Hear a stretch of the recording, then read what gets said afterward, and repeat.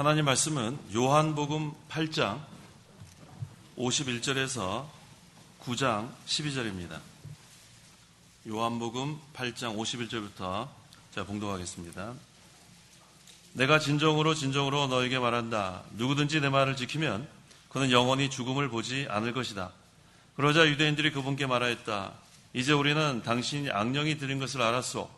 아브라함도 죽었고 선지자들도 죽었는데 당신은 말하기를 누구든지 내 말을 지키면 그는 영원히 죽음을 맛보지 않을 것이다 하니 당신이 죽은 우리 조상 아브라함보다 더 위대하다는 말이요. 또 선지자들도 죽었는데 당신은 자신을 누구라고 생각하시오? 라고 물으니 예수께서 대답하셨다. 내가 내 자신에게 영광을 돌린다면 내 영광은 아무것도 아니다. 내게 영광을 주시는 분은 내 아버지니 너희가 그분은 우리 하나님이시다라고 말하는 그분이시다. 너희는 그분을 알지 못하나 나는 그분을 안다. 만일 내가 그분을 알지 못한다고 하면 나도 너희처럼 거짓말쟁이가 될 것이다. 그러나 나는 그분을 알고 또 그분의 말씀을 지킨다.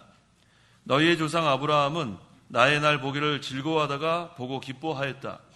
그러자 유대인들이 말하기를 당신이 아직 50세도 안 되었는데 아브라함을 보았다는 말이오 하니 예수께서 그들에게 말씀하셨다. 내가 진정으로 너에게 말하는데 아브라함이 태어나기 전부터 나는 있다. 그들이 돌을 들어 예수님을 치려고 하였으나 예수께서 피하여 성전 밖으로 나가셨다. 9장 1절. 예수께서 지나가시다가 날 때부터 맹인인 한 사람을 보셨다. 그분의 제자들이 그분께 여쭈어 말하였다. 랍비님, 이 사람이 맹인으로 태어난 것이 누구의 죄 때문입니까? 이 사람입니까? 아니면 그의 부모입니까?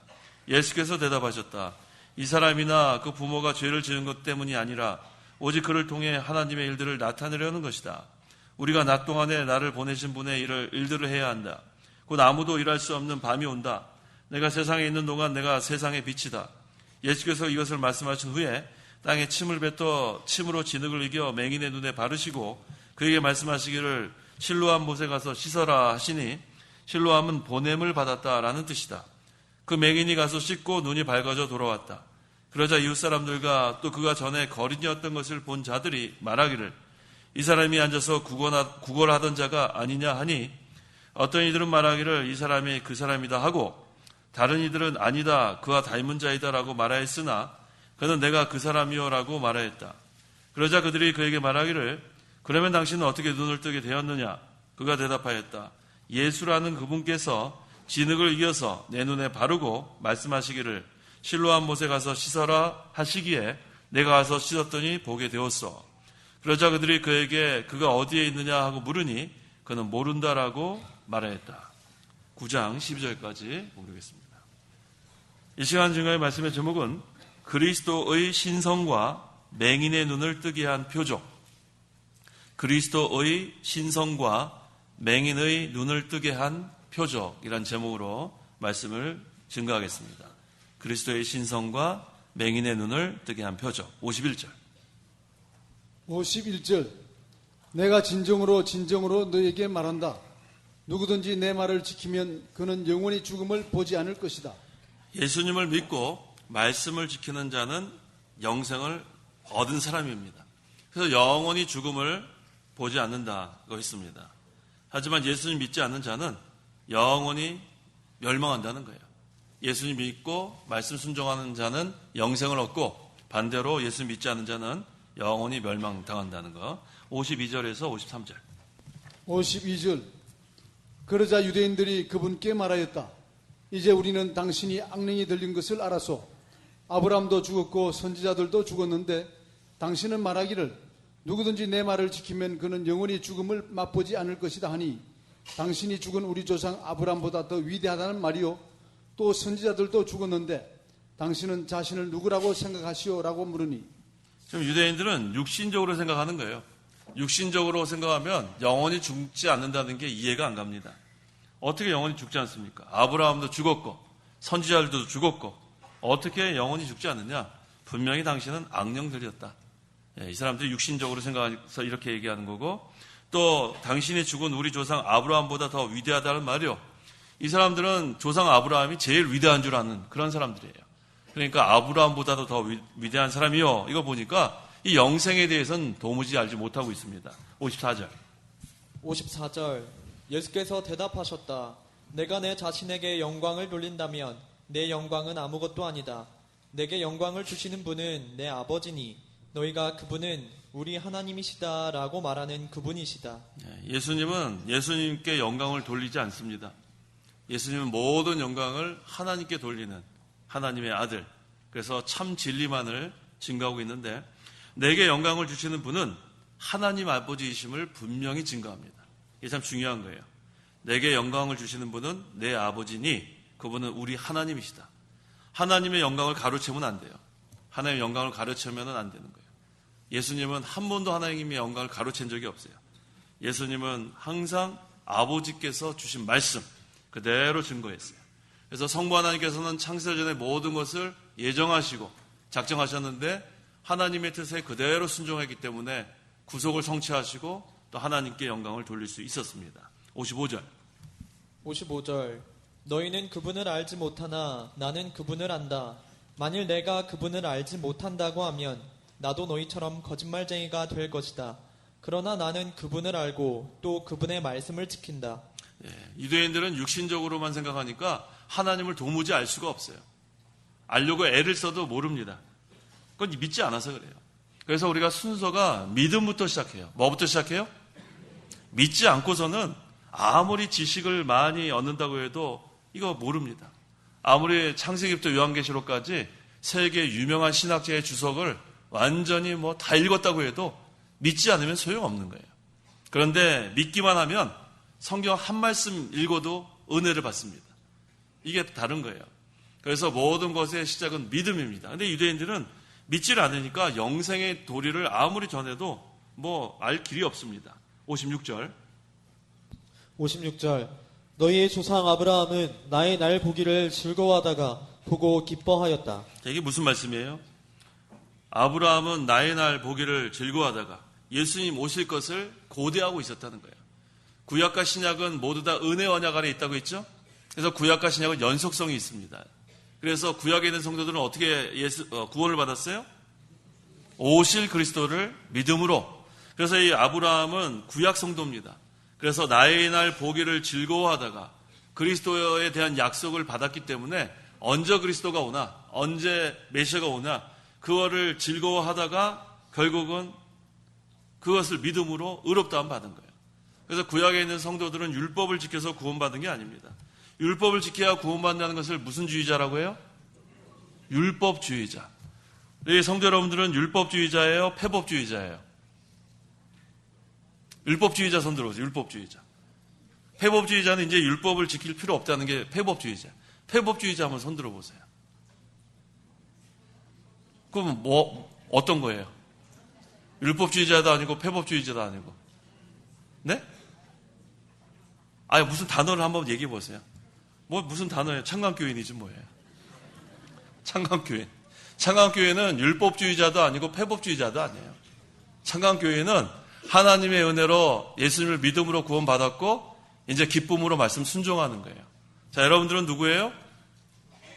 답 알려드렸잖아요. 창광교인이라니까요. 다시. 여러분들은 누구예요? 누가 가서 물어보면은 창광교회는 하나님의 은혜로 예수님을 믿음으로 구원받았다. 그 다음에 우리는 기쁨으로 말씀을 순종한다. 그렇게 대답하라고요. 여러분들은 누구예요? 창광교회는 뭐 하는 사람들이에요? 하나님의 은혜로 예수님을 믿음으로 구원받았고 이제 기쁨으로 말씀을 순종한다. 그래야지 여러분들이 혹시 비방하는 사람한테 대답을 할 수 있는 거예요. 잘 모르는 사람들이 율법주의자라고 이렇게 비방하는 거예요. 율법주의자는 뭐예요? 율법을 지켜야 구원받는다. 근데 여러분들 율법을 지켜서 구원받는다고 안 믿죠? 그러니까 율법주의자 아니에요. 폐법주의자는 이제 예수님 믿었으니까 말씀 순종하지 않아도 된다. 근데 여러분 폐법주의자 아니죠? 그럼 여러분들은 누구예요? 창광교인이라고요. 이제 여러분들이 어떻게 믿는지 알았어요?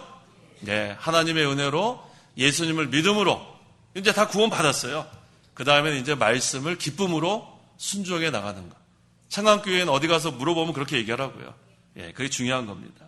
항상 자기 정체성 알아야 돼요, 정체성. 그래야지 누가 비방해도 그거 잘못된 거다. 그걸 설명할 수 있어야 돼요. 그냥 물어보면 그냥 설명도 못하고 분명히 율법주의자는 아닌데 혼자 근심으로 집에 들어가는 사람 많을 거예요. 모르면은. 하지만 창강교회는 그렇게 대답할 수 있어야 돼요.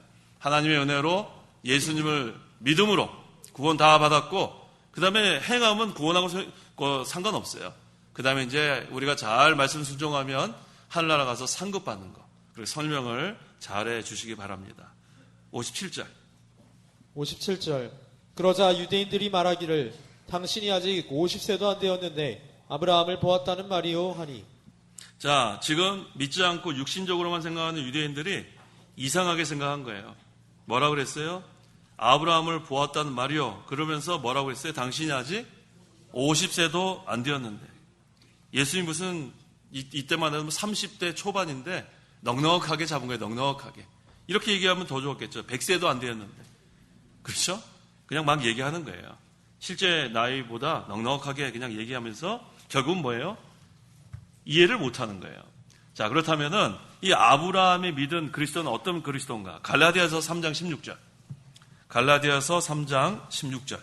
16절. 하나님께서 아브라함과 그의 자손에게 약속들을 주시면서 여러 사람을 가리켜 그리고 내 자손들에게라고 하시지 않고 오직 한 사람을 가리켜 그리고 내 자손에게라고 하셨으니 이분이 곧 그리스도이시다. 구약 성도들의 믿은 그리스도에 대해서 증거합니다. 하나님께서 아브라함과 또 아브라함의 자손에게 약속들을 주셨는데 왜 약속들이라고 했을까요? 약속이 아니고 왜 약속 드릴까요? 아브라함에게만 약속한 게 아니죠. 아들이 누구예요? 이삭. 또 아들이 누구예요? 야곱. 그 다음에 또 요셉. 계속해서 하나님께서 같은 약속을 반복하셨어요. 그래서 하나님께서 그 자손들에게도 약속들을 주시면서 약속은 하나가 아니에요. 계속해서 내용은 같은 내용이지만 계속해서 반복해서 왜 반복해서 주셨을 것 같아요? 성도 여러분. 왜 한 번만 딱 아브라함한테만 하면 되겠는데 왜 아브라함의 자손들에게 계속 반복 교육을 시켰을까요? 오늘 오전 제목이 뭐예요? 모르시잖아요. 이걸 반복하는 거예요. 오늘 오전 제목이 뭐예요? 예견한 자에게 만나와 흰돌을 주심. 다 마시겠어요? 네, 잊어버린단 말이에요. 오후 예배 제목은 뭐예요? 이거 보세요. 그리스도의 신성과 뭐예요? 맹인의 눈을 뜨게 한 표적. 예. 자꾸 반복하는 이유가 뭐예요? 금방 잊어버려요. 조금 전에 우리 지금 26분이니까 한 10분 전에 했는데도 잊어버리잖아요. 오전 거는 뭐 두 번째로 하고. 그러니까 하나님께서 같은 약속을 계속 반복한 거예요. 하지만 내용은 같은 내용. 앞으로 그리스도께서 오실 것이다. 그래서 구약 성도들은 이것을 잊지 않았습니다. 어느 시대에 계속 모세, 노아, 아브라함, 계속 이삭, 야곱, 계속 그 아브라함 또 자손들에게 그리스도가 오실 그 약속을 이렇게 언약을 세웠기 때문에 그들에게는 그리스도에 대한 소망이 있었어요. 그래서 구약에 있는 성도들은 모두 오실 그리스도를 믿음으로 구원을 다 받았습니다. 58절. 58절. 예수께서 그들에게 말씀하셨다. 내가 진정으로 너희에게 말하는데 아브라함이 태어나기 전부터 나는 있다. 자, 예수님께서 지금 유대인들에게 뭐라고 말씀하셨어요? 같이 한번 읽어볼까요? 내가부터 시작. 내가 진정으로 너에게 말하는데 아브라함이 태어나기 전부터 나는 있다. 유대인들이 돌 집어들겠죠? 지금 이 사람들은 지금 아브라함을 제일 위대한 사람으로 생각하고 있는데 예수님께서 뭐라고 말씀하냐면 아브라함이 태어나기 전부터 나는 있다. 돌멩이 잡았겠죠? 그 다음 줄 보세요. 59절. 그들이 돌을 들어 예수님을 치려고 하였으나 예수께서 피하여 성전 밖으로 나가셨다. 자, 이 유대인들은 그리스도의 신성을 도무지 이해하지 못한 거예요. 예수님께서 하나님이신데 이 사람들은 단지 예수님에 대해서 어떤 예수만 알았냐면 나사렛 사람 예수로만 한 거예요. 어떤 사람이요? 나사렛 사람 예수. 그래서 우리 성경에서 나사렛 예수 하는 것은 좋은 뜻이 아니에요. 우리 베드로가 그 성전에 있는 안진병이 거지한테 그랬죠.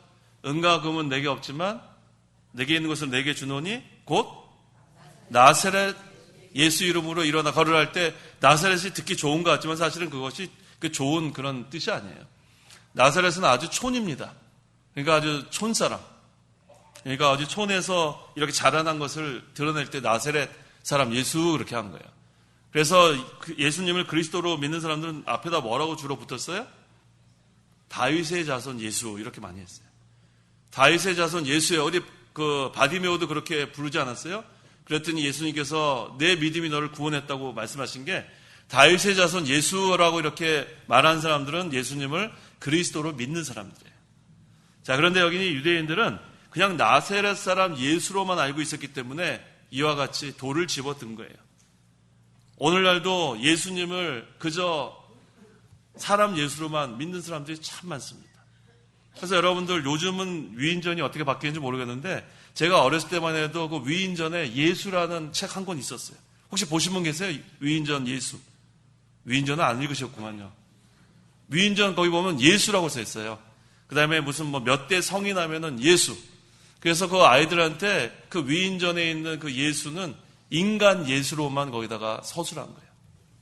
그래서 우리는 그 아이들에게 위인전 예수를 가르치는 게 아니라 성경에서 증거하는 예수님을 가르쳐야 돼요. 이게 중요합니다. 예수님은 완전한 하나님이고 완전한 인간이라는 것을 믿지 않으면 구원받지 못하는 거예요. 그래서 완전한 하나님, 또 완전한 인간. 그래서 우리가 교회사를 이렇게 보면은 이 기독론에 이단들이 많이 나왔어요.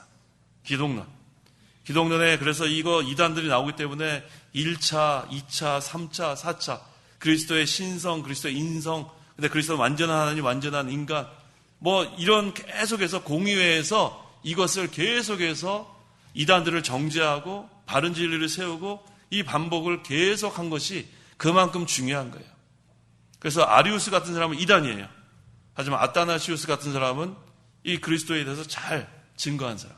그래서 우리가 교회사에 보면은 이단들이 제일 많이 나온 그 기간을 보면 그리스도의 신성을 부인한 때가 그때입니다. 그래서 오늘날 이 그리스도의 이 신성, 이게 참 중요한 교리예요. 그리스도의 신성은 뭘 의미하냐 하면 그리스도는 하나님이라는 거예요. 하나님.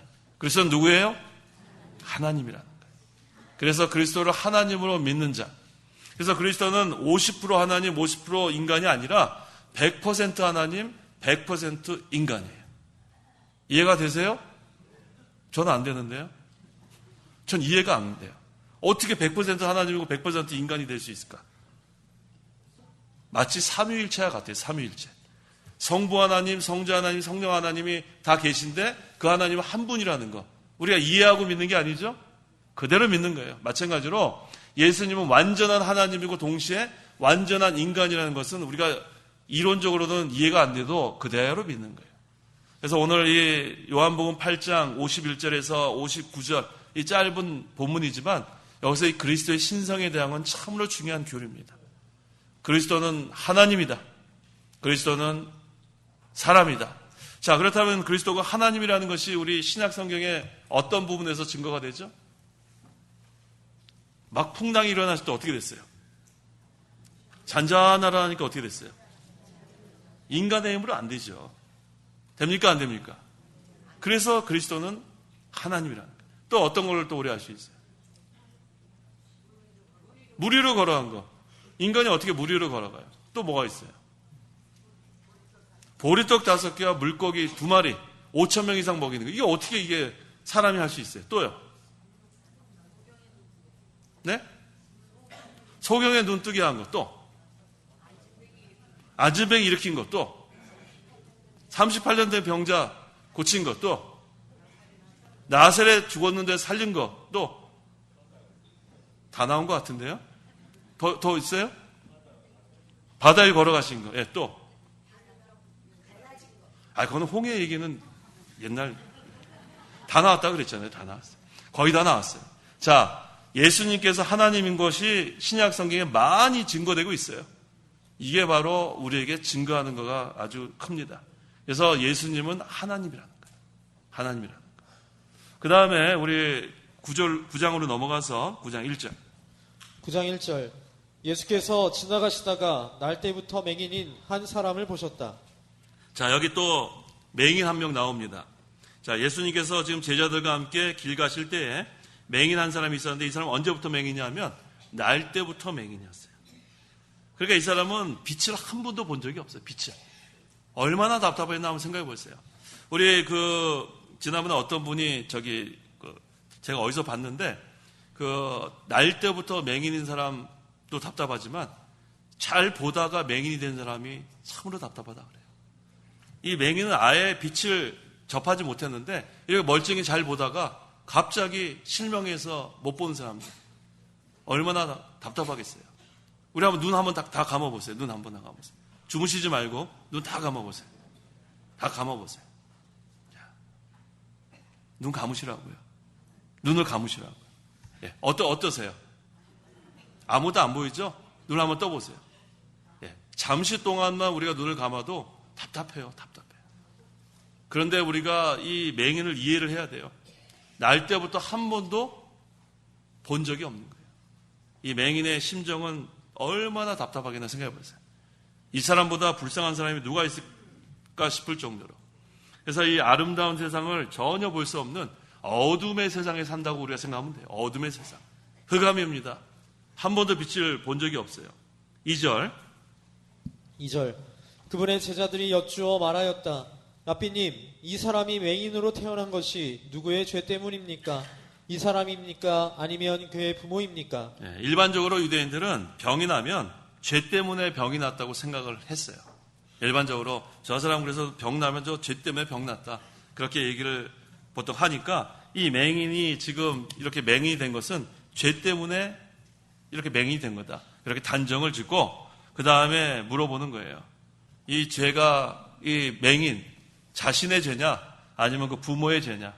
그래서 거기 하나님의 말씀을 불순종하면 하나님께서 질병으로 이렇게 친다는 그런 말씀도 있어요. 거기 신명기 28장 28절. 하나님의 말씀 불순종하고 못되게 나가면 하나님이 질병으로 친다는 그런 내용도 있습니다. 신명기 28장 28절. 28절.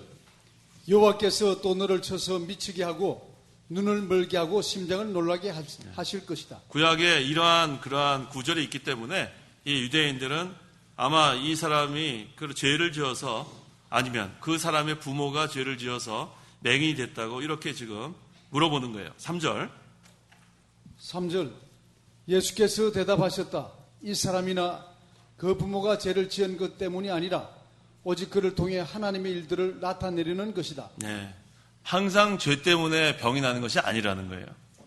이 맹인의 경우에서는 오직 그를 통해 하나님의 일들을 나타내려는 것이다. 표적을 보여주기 위해서 맹인이었다는 것을 예수님께서 그래서 보여주고 있습니다. 그래서 이 사람이 맹인이 된 것은 그 사람이 죄 때문도 아니고 그 부모의 죄 때문도 아니고 하나님의 일을 나타내려는 것이 목적이라고 했습니다. 그래서 그 에스겔 18장 13절에 그가 이런 모든 역겨운 짓을 행하였으니 반드시 죽을 것이며 그의 피가 자기에게 들어갈 것이다. 그러니까 아버지의 죄가 그 아들한테 넘어가지 않는다는 그런 얘기예요. 그 다음에 에스겔 18장 17절에도 그는 자기 아비의 죄악 때문에 죽지 않고 반드시 살 것이다.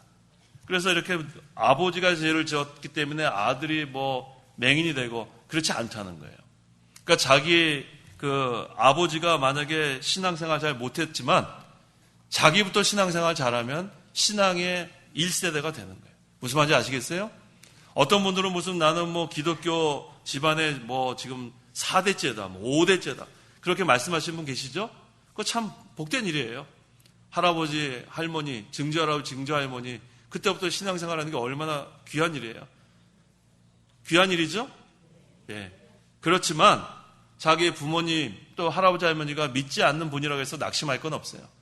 자기부터 신앙생활을 잘하면 1세대가 되고 자기 자녀는요 2세대가 되고 그렇게 시작하면 되는 거예요.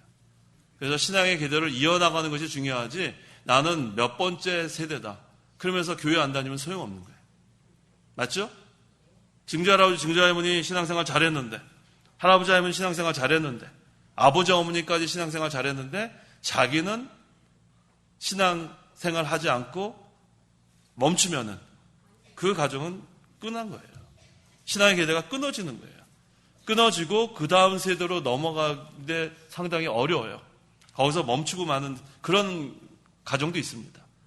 하지만 불신자의 그러한 가정에서 쭉 살아왔는데 자기가 예수님을 믿고 이래서는 안 되겠다. 이제 기독교 집안으로 계속 열심을 내겠다 하면서 자기부터 시작하는. 그래서 1세대가 되는. 그래서 앞으로 신앙의 길을 잘 이어주면 그 가정은 기독교 집안으로 계속 내려가는 거예요. 이해가 되시죠? 네, 그래서 조상이 아무리 잘했다고 해도 이 유대인들 보세요. 아브라함을 그렇게 내세우는데 지금 이 사람들은 믿질 않잖아요. 오히려 이방인들이 예수님을 영접하고 믿으니까 그 후손들이 또 계속해서 믿게 되는 거예요. 그래서 중요한 것은 신앙의 기대를 이어나가는 게 중요한 겁니다. 그리고 현재 내가 믿고 있는 것이 중요한 거예요. 아무리 조상이 잘 믿었다고 해서 내가 지금 신앙생활을 하지 않으면 그건 소용없어요. 그 다음에 이것을 자녀들에게 잘 이어주는 것, 이것이 참으로 중요합니다. 자, 그래서 이 보통 병은 우리가 여기 38년 된 병자처럼 죄 때문에 병이 나는 경우도 있어요. 죄를 지어서 병 나는 수 있죠. 그 다음에 또 여기 본문에 있는 것처럼 하나님의 일을 나타내려고 또 이렇게 병이 나는 경우도 있어요. 욥은 또 왜 병이 났을까요? 욥은 연단시키는 거죠. 연단시키고 거기서 또 우리가 하나님이 이 일을 또 나타내는 그런 것도 됩니다. 그런데 중요한 것은 일단 우리가 병이 났으면 뭐 죄 때문에 났다, 연단이다, 뭐 하나님이 그런 거 생각할 필요 없어요. 일단 병이 나면 어떻게 해야 돼요? 그렇죠. 그게 우리의 자세가 돼요. 일단 병이 나면 이거 죄 회개하는 거. 그게 자기 신앙에 큰 유익이 됩니다. 그래서 내가 병이 난 다음에 거기서 분석하려고 하지 마요. 이게 죄 때문에 났을까? 하나님의 일을 나타내는 걸까? 지금 당장 아파 죽겠는데 그거 분석할 새가 어디 있어요? 일단 병이 나면 어떻게 하라고요? 회개부터 하는 거예요. 회개부터. 그렇게 하면 하나님께서 그 시간에 큰 유익을 주십니다. 병이 일단 나면 하나님 잘못했습니다. 제가 또 뭐 잘못했습니까? 그러한 자세로 우리가 살아가면 뭐 죄 때문에 났든 아니면 하나님의 일을 나타내든 큰 유익이 있어요. 그러면서 우리가 은혜 생활 할 수 있습니다. 그 다음에 항상 하나님 우리에게 유익이 아니면 주지 않는 줄을 항상 믿으세요. 뭐가 아니면 주지 않으세요? 반드시 유익이 돼요. 내가 지금 병이 나도 유익이 될 거고 또 우리가 잘못한 거 회개하면 얼마나 유익이 많아요. 그래서 우리가 항상 하나님은 하나님의 말씀을 믿고 순종하는 자, 하나님께서 반드시 유익으로 은혜로 주시는 게 많습니다. 4절과 5절. 4절 우리가 낮 동안에 나를 보내신 분의 일들을 해야 한다. 곧 아무도 일할 수 없는 밤이 온다. 네, 우리는 낮에 일해야 돼요. 낮에. 밤에는 일할 수 없다고 했습니다. 이 낮에는 어떤 걸 가리키냐면 예수님이 세상의 빛으로 비칠 때 그때 일하는 겁니다. 밤은 이제 핍박을 받는 때, 예수님이 죽으실 때 그때는 일을 할 수 없어요. 그래서 그때가 오기 전에 열심히 일하라고 했습니다. 그래서 우리가 일할 수 없는 밤 되기 전에 이제 앞으로 우리 환란이 오기 전에 우리가 이렇게 지금 은혜의 때, 구원의 날에 일해야 돼요. 그래서 점점 지금 밤이 깊어가고 있죠. 점점 밤이 깊어가고 있습니다. 이제 조금 있으면 예수님을 잡아 십자가에 못 박으려고 하는 그 전입니다. 그래서 성도가 일할 수 있을 때 일하는 거 참 중요해요. 그래서 오전에도 제가 세월을 아끼라고 했죠. 세월을 아껴라. 세월을 아끼라는 거 에베소서 5장 몇 절입니까? 세월을 아껴라. 몇 절이에요? 16절 읽어보세요. 16절 세월을 아껴라. 때가 악하기 때문이다. 세월을 아껴라. 때가 악하기 때문이다. 세월을 아끼는 게 아까 무슨 뜻이라고 했어요? 기회를 사라. 기회를 사라는 뜻이에요. 기회를 사라. 우리가 항상 기회가 있는 게 아니라고 했죠? 일할 수 있는 때. 그래서 우리가 시간을 먼저 아껴야 돼요. 시간 이렇게 우리가 뭐 무한정이 있다고 생각하면 안 됩니다. 우리 시간이 하루에 몇 시간이에요? 24시간이에요. 24시간. 24시간인데 똑같이 24시간이죠? 25시간 사는 사람 없어요. 그런데 25시간 같이 사는 사람들도 있어요. 열심히 일하는 사람. 근데 24시간 시간이 안 가서 미칠 지경인 사람이 있어요. 시간이 안 가서. 왜 이렇게 시간이 안 가냐? 그건 뭐 문제 있는 거예요. 오늘이 벌써 지금 3월 19일 아니에요? 시간이 너무 안 가요? 왜 크리스마스 안 되냐? 이런 분 안 계세요? 너무 빨라. 이게 정상이에요. 너무 빨라요. 너무 빠르다고요. 근데 그때 이거 누가 만들었는지 모르겠는데 어떤 사람이 그래요. 그 10대에는 시간이 10km로 가는 것 같다고. 그러니까 느리게 가는 거예요. 느리게. 20대는요. 20km. 그래도 좀 속도가 붙었어요. 30대는요? 30km. 점점 불안하죠? 40대는요? 40km. 50대는요? 50km. 60대는요? 너무 빨라지죠? 그만합시다. 너무 빨리 가요. 너무 빨리 간단 말이에요. 자, 우리가 이 빨리 가는 시간을 잡을 길이 없어요. 잡을 길이 없죠? 그럼 어떻게 해야 돼요? 아껴야 돼요. 시간 가는 거 어떻게 붙잡아요? 아끼라는 것은 뭐예요? 기회를 사라는 거예요. 기회를 사라. 우리가 건강할 때 더 하나님의 일을 하고, 또 우리가 건강 주셨을 때 1시간 더 예배 시간에 나오고, 1시간 더 봉사에 힘쓰고, 주의 일에 힘쓰는 것 참 중요합니다. 또 물질도 마찬가지. 물질도 하나님께 주셨을 때 더 주를 위해 사용하고, 힘도 마찬가지예요. 또 오늘 새벽에 제가 얘기했었는데, 우리 성도 여러분들 취미생활이 뭐예요? 취미생활 없어요? 아유, 대단한 취미생활이세요. 교회에 나오는 게 취미생활이 됩니다. 아유, 너무 좋아요. 교회에 나오는 건 취미생활. 예. 우리가 취미생활에 너무 푹 빠지지 마세요. 그래서 저는 좀 이렇게 여기 또 제가 시험에 들지 마세요. 예를 하나 들려고 그러는데, 바둑 두는 사람들. 너무 오래 두는 것 같아요, 바둑. 오래. 보통 몇 시간 두나요? 바둑을 더 봐서 알죠. 진강두사님, 보통 몇 시간 두나요, 바둑? 2-3시간이요? 그래서 바둑 두시는 분 제가 한 가지 말씀드릴게요. 2-3시간 매일 기도하고 두세요, 기도하고. 그러니까 취미생활 하는데 자기가 취미생활 하는 그 시간만큼 기도하면 뭐라 그럴 게 없어요, 기도하면. 장기 두는 분, 어느 정도 하나요? 한 2-3시간 하나요? 한 판에 1시간이래요, 한 판에 1시간. 그러면 하루에 1시간 기도하고 장기 두는 거 괜찮아요. 제가 말씀드리는 그 포인트를 아시겠죠? 그러니까 너무나 자기 취미 생활에 이렇게 빠져가지고 기도 생활 못하고 믿은 일 못하는 거, 그거는 혹시 여기 바둑 두고 장기 두는 사람 죄졌다는 얘기가 아닙니다. 예를 드는 거예요, 예를. 그래서 이렇게 1시간, 2시간, 3시간 그렇게 취미 생활을 하는 분이 계시면 그만큼 기도 생활도 힘쓰고 믿는 일도 힘쓰라는 그런 말씀이에요. 그래야지 우리가 세월을 아껴야 합니다. 항상 이렇게 시간이 주어지는 것이 아니에요. 우리가 그걸 잘 기억하면서 신앙생활을 해나가야 합니다. 6절, 7절. 6절. 예수께서 이것을 말씀하신 후에 땅에 침을 뱉어 침으로 진흙을 이겨 맹인의 눈에 바르시고 그에게 말씀하시기를 실로암 못에 가서 씻어라 하시니 실로암은 보냄을 받았다라는 뜻이다. 자, 여기서 예수님께서 이 맹인의 눈을 뜨게 한 것은 표적을 보이기 위함입니다.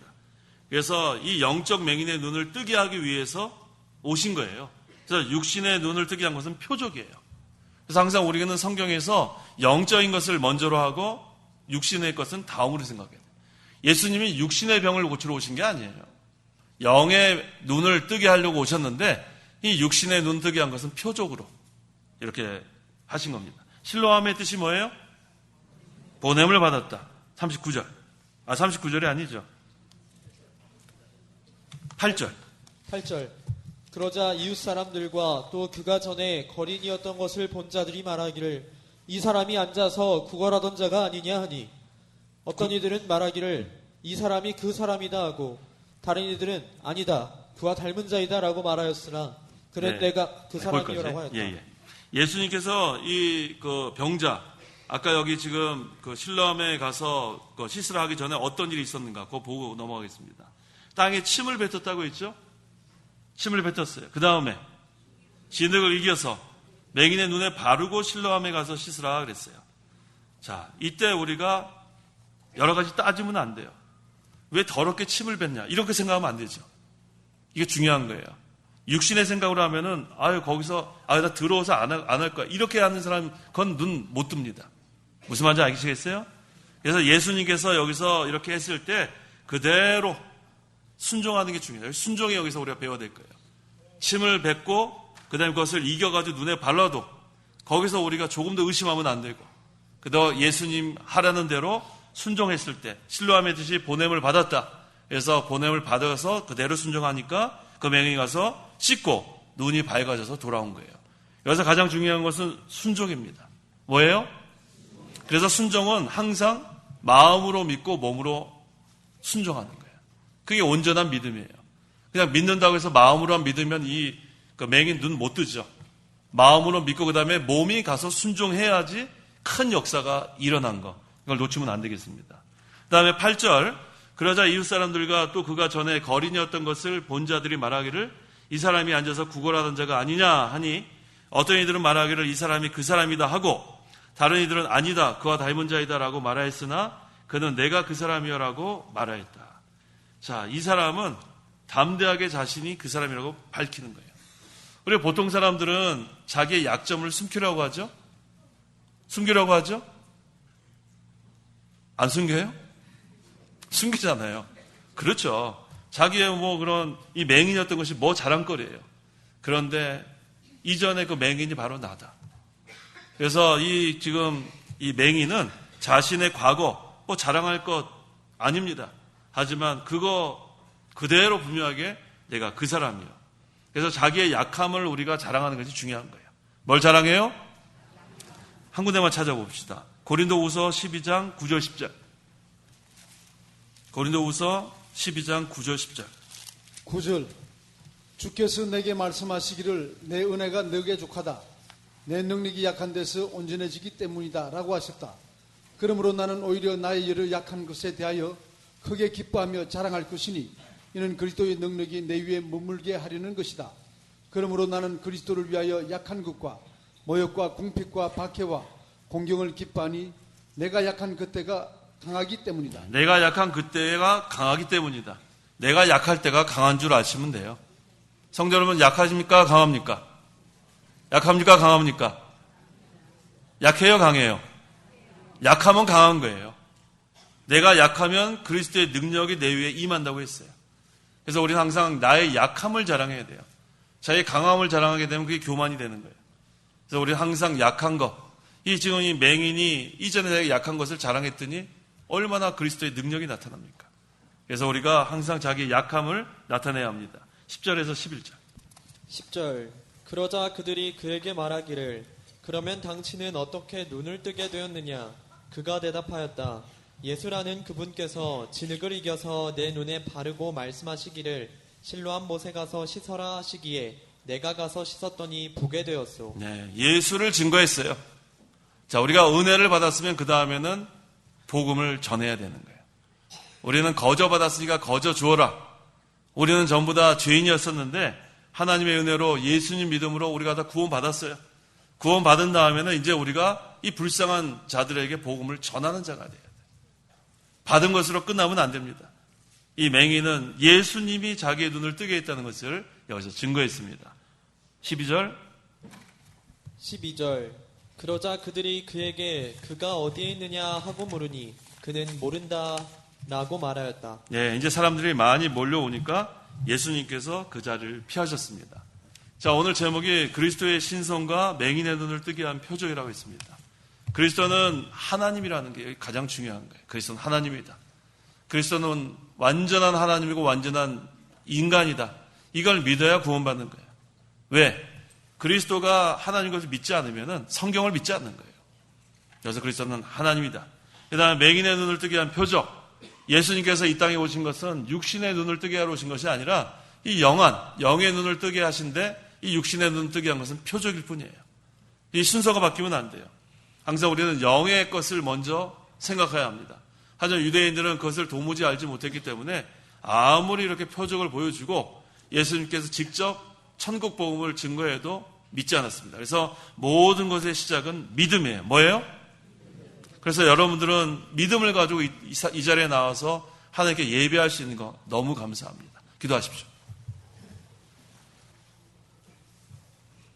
기도하겠습니다. 하나님 아버지 감사합니다. 하나님께서 사람이 몸으로 오셔서 우리를 대신해서 십자가에 달려 죽으심으로 그 대속의 죽음으로 우리가 다 구원받게 하심을 참으로 감사합니다. 이제 우리가 이 구속의 은혜에 감사해서 기쁨으로 하나님의 말씀 잘 순종하게 도와주시옵소서. 또 우리 예수님께서 이 땅에 오신 것은 육신의 병을 고쳐주는 것이 아니라 이 영적으로 질병 걸린 사람들 다 고쳐주고 그것을 표적으로 육신의 병도 고쳐줬사오니 먼저는 제일 중요한 것은 죽었던 우리 영을 거듭나게 해서 이제 하나님을 알고 하나님을 믿고 하나님 말씀 순종하는 자들로 삼게 해준 거 참으로 감사합니다. 이제 우리가 늘 이 은혜에 감사하는 생활, 찬송하고 모든 영광을 하나님께 돌리는 저희 신앙생활 되게 도와주시옵소서. 특별히 또 우리가 이 복음을 거저받아 싸우니 또 아직도 이 믿지 않는 불쌍한 자들에게 이 복음을 선포할 수 있는 그러한 기회를 주셨사오니 우리가 세월을 아끼는 기회를 사는 생활함으로 우리가 힘써 신앙생활을 하고 복음을 전하는 저희 교회와 저희 성도들 되게 도와주시옵소서. 예수님의 이름으로 기도하옵나이다. 아멘.